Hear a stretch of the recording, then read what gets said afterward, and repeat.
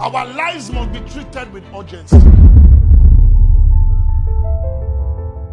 If you are going to be successful this year, you have to become obsessed with winning. You have to. You cannot be 99% interested in the job. It's 100% or forget it. Forget it totally. If I have a meeting by 11:30 at night, I'm there. If I have to sleep in my car, I'm there. I don't give myself excuses for failure. The picture there shows that lion was looking for food. It is not always on the first time you hit a business. Study your market. Business is war. Treat it as such. If you don't give your best now, you'll be an entertainment tool in the next future. 2020. Wow, what a year. The year 2020 will go down in history as one that shook the world to a standstill. Since the beginning of the year, the entire world has been battling with the COVID-19 pandemic. Every sector of life has been affected one way or another. Sports, entertainment, transport, education, business, religion, health, politics, social life, and many more. As at the time of making this episode, almost 82 million people have been infected globally, while nearly 2 million people have died as a result. But on a brighter note, nearly 60 million people have recovered from the coronavirus. Since the pandemic started, scientists, medical experts, and several governments have invested a lot to develop the COVID-19 vaccine in record time. In fact, the UK began administering the vaccine to its citizens on the 8th of December 2020, while the United States, which is by far the hardest hit in the coronavirus pandemic, began vaccination on the 14th, same as Canada. Now, many other countries have also begun vaccinating their citizens. While many countries have been very cautious with how they interact socially by maintaining social distances and wearing face masks to prevent the spread of the virus, some African countries have thought otherwise. Take Nigeria, for example. There are hundreds, thousands, or even millions of Nigerians who do not believe that COVID-19 exists. Here's an excerpt of a video from Channels TV, which was posted in July 2020. Take a listen. Now, the number of people who have COVID-19 in Nigeria is still rising as we are now in community transmission. Health authorities say it's now more crucial than before to adhere to safety measures. But as we've seen an increase in new cases, so has there been a surge in the number of those who think it's all a lie. So, what's responsible for this perception and what's the true picture of the pandemic in Nigeria? Just Nigeria's Ajoka Ulotse finds out. Now, with more than 29,000 cases of the coronavirus and over 600 deaths, there are still a number of people who do not believe that the virus actually exists. They're all around us as friends, family members, market men and women, even your local artisans. And this is usually their argument. Never see one person like this where get coronavirus. So me, that one nothing concern. I lie, they lie. Just talk and story, they chop our money. If you eat corn now and it's plenty, you will sneeze. If you walk in the rain and it beats you, you will sneeze. And if cold gets into your body, you will sneeze. So forget about sneezing. There is no place we can't stand. There is nothing like COVID-19. As a person, I don't know what COVID-19 is. I have never seen it.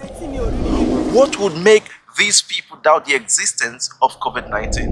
Why they are so carried away with the sickness because it kills big means. That's why they are just after about coronavirus. That's corolla property in this country that kills people more than this coronavirus.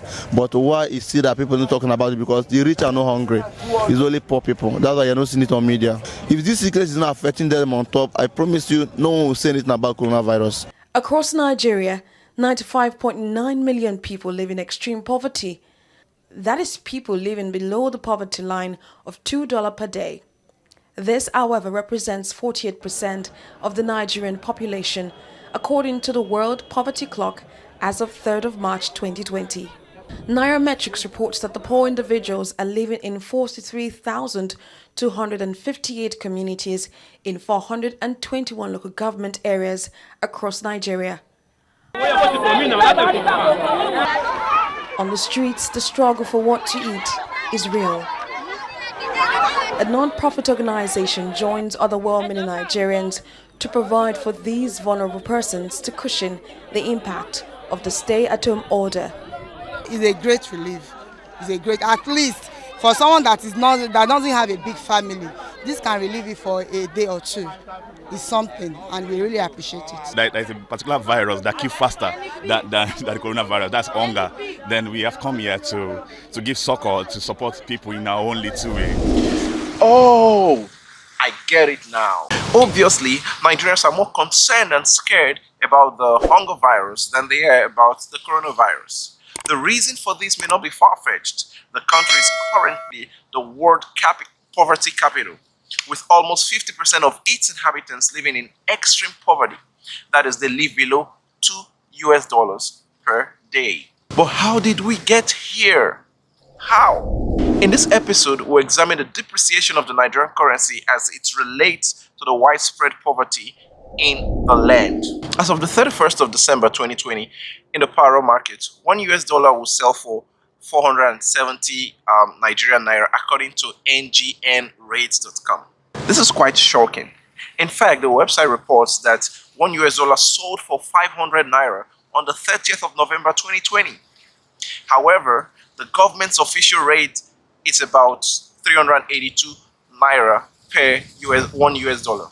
Again, I ask, how did we get here? In 1973, the Nigerian Naira was introduced to replace the Nigerian pound. Then it had a higher value than the United States dollar. $1 was valued at 0.658 Naira, or about 66 kobo, meaning that 1 Naira was equal to almost $2. Today, the story is different. The appreciation of any currency is dependent on certain factors. Until these factors are put in place, the depreciation of that currency would be inevitable. One of the factors that ensures that a currency appreciates is the production of goods and services and the demand of your products in the world market. When a country's production rate reduces, depreciation of its currency may not be far-fetched, no matter how many policies they try to put in to control the damage done to the currency. An article written by Forbes titled, "Nigeria has become Africa's money-losing machine," begins with this sentence: want to lose money in Africa's biggest markets? Put it to work in Nigeria. This article states that Nigeria has never been a particularly business-friendly place because of bureaucracy, pervasive corruption, epileptic power supply, unfavorable tax system, and disputes with investors. It further states that Nigeria has the power to generate 12,000 megawatts of electricity daily, but it generates around 4,000 megawatts. At the 2019 edition of the Austrian-German-Swiss Business Outlook, organized in Lagos by the German Chamber of Commerce and Industry, some of the challenges experienced in doing business in Nigeria were highlighted. The availability of critical infrastructure, access to forex, compliance to standard, corruption within the system, instability of policy, and many more. As a result of these challenges enumerated above, Nigeria ranks 131 out of 190 countries in the world on the Ease of Doing Business Index, according to the World Bank. Therefore, this is not surprising that many foreign companies are leaving Nigeria.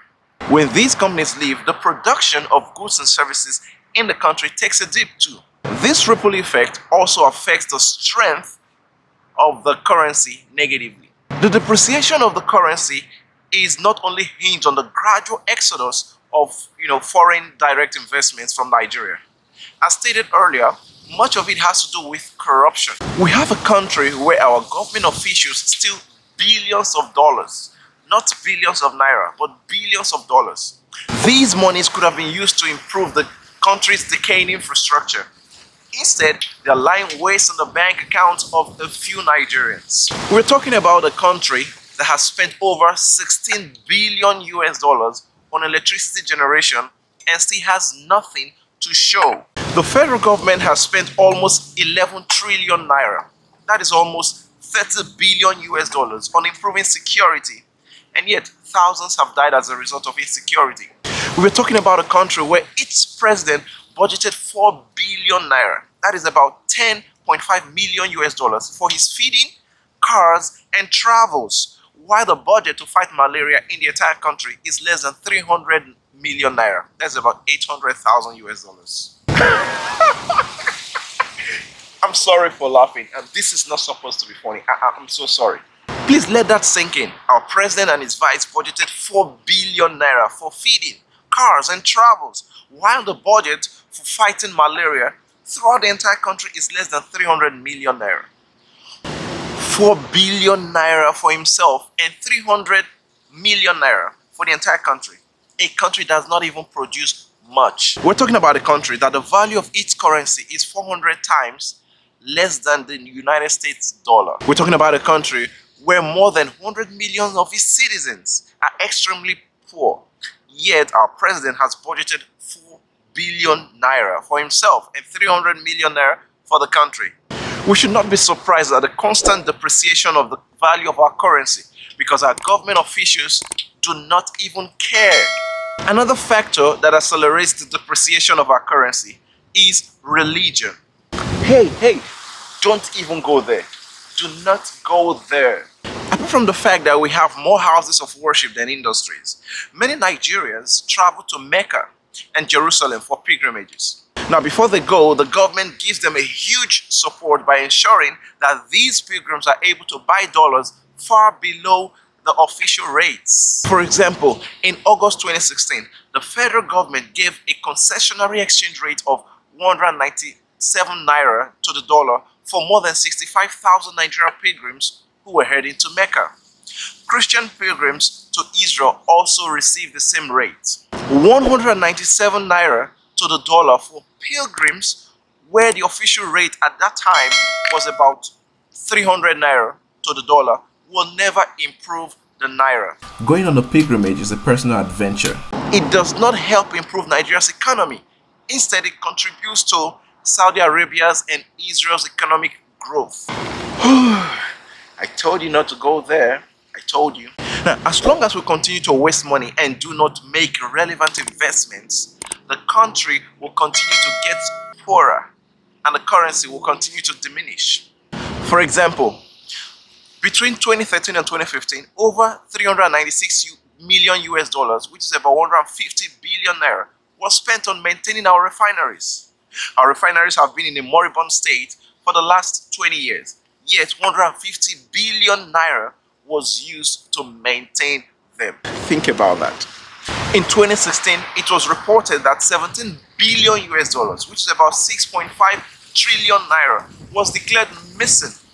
Can you imagine that? Hold on, let's put this into perspective. Our 2021 national budget is about 13.6 trillion naira. Meanwhile, in 2016, about 6.5 trillion naira got missing. That is almost half of our entire budget. It is not surprising to see the economy go down and our naira depreciate in value. Remember, we stated earlier that 16 billion US dollars was spent on electricity with nothing to show. In 2016, 17 billion US dollars was reported missing. No developing country would lose such amounts of money and not go broke. Just last year, in June, Nigeria paid 14 million US dollars, which is about 5.34 billion naira, cost for fuel, months after it changed its pricing method in an effort to eliminate subsidies. Wait a minute. Who's Nigeria's Minister of Petroleum? The last time I checked, it was President Muhammadu Buhari. Oh, the president is the Minister of Petroleum. Okay.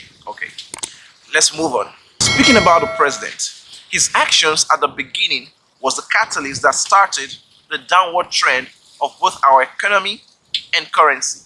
Usually when presidential candidates win elections, they set up their cabinet before they get into office. In March 2015, President Muhammadu Buhari won Nigeria's presidential election. He got inaugurated in May 2015, but only selected his cabinet in November 2015. That is nearly 6 months after he won the presidential election.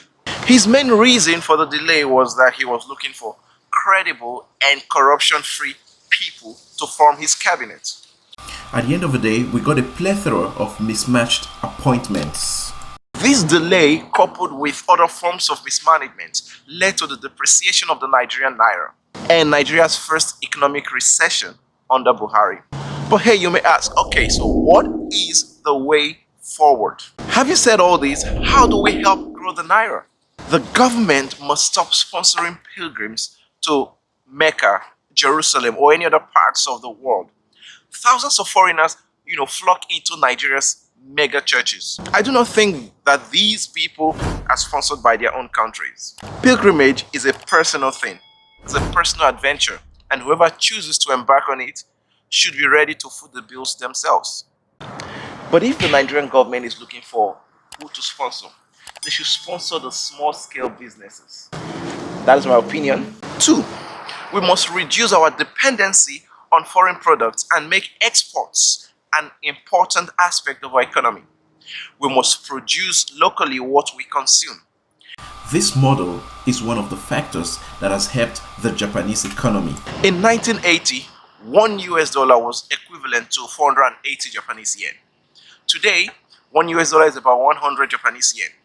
Between 1980 and today, Japan has invested so much in their exports with companies like Toyota, Honda, Mitsubishi, Hitachi, Nissan, and many others taking the lead. There is no country in the world today that you will not find a Japanese product. 3, we have to get our refineries working for real. We cannot continue to let other countries refine our oil and then sell it back to us. Think about the cost of transporting it from the country that refines the oil back to us. Although we are one of the world's largest producers of oil, we still import refined oil. To make matters worse, the oil that we import is still dirty. Hence, we need to genuinely resuscitate our refineries. Emphasis on genuinely.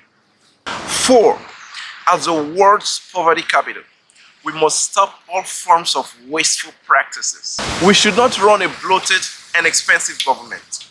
The salaries and allowances of our politicians must be reduced and invested elsewhere. The president should also reduce the budget for his food, cars, and travels and invest the money into our economy. 5, develop investment-friendly policies. Make it much easier for investors and entrepreneurs to have access to low-interest loans. 6, we must diversify our economy to agriculture, information technology, tourism, and industries. Depending on only oil can be dangerous because when oil prices fall in the world market, it takes a negative toll on our economy almost immediately. Together, we can rebuild the Naira. And as a matter of fact, I'm counting on you.